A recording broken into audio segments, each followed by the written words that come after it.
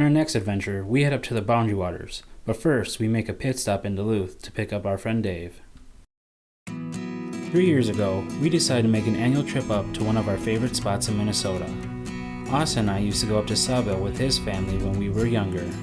With it being so much fun and making great memories, we thought we should share this experience with the rest of our friends. We woke up to rain the first morning, so we decided to head down to the Outfitters and check out the weather report for the day. With it looking like rain for a good chunk of the day, we decided it wouldn't be much fun sitting around in camp waiting for it to pass. So we drove to Grand Marais to see what interesting things it had in store. After living in Duluth for 5 years, I had never made the trek up to Grand Marais, so this was a great opportunity for me to see the city.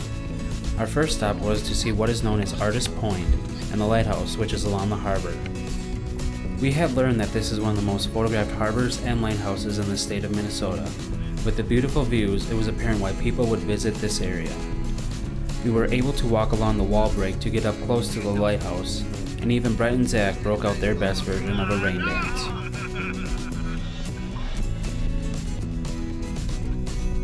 Once we arrived back at camp, the weather cleared up, so we thought it would be a great opportunity to get the canoes down to the landing and head out on the lake.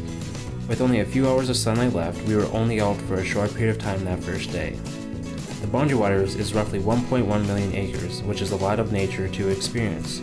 With so many different lakes, each one has its own unique personality, and everything you encounter is beautiful. Well, almost everything.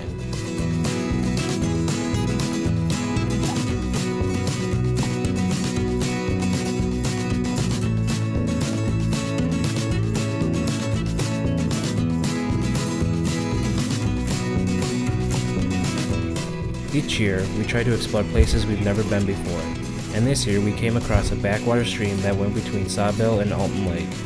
In certain areas, the water was fast moving and had some slippery rocks, so we had to be careful of where we stepped so we didn't end up in the drink.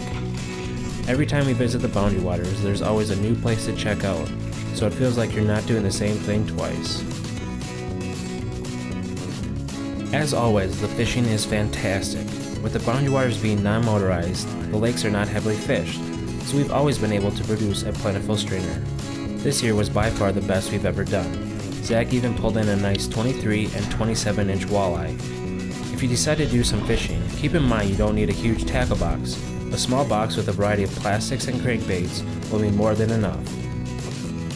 After a long day out on the lake, we would arrive back at camp and change into some comfy clothes. Each person would have a task, whether it was cleaning the fish, starting the fire, or even making dinner. From delicious juicy steaks to the fish we caught, oh did we eat well. And once we were all cleaned up, we would enjoy some music and a few cold ones around the fire.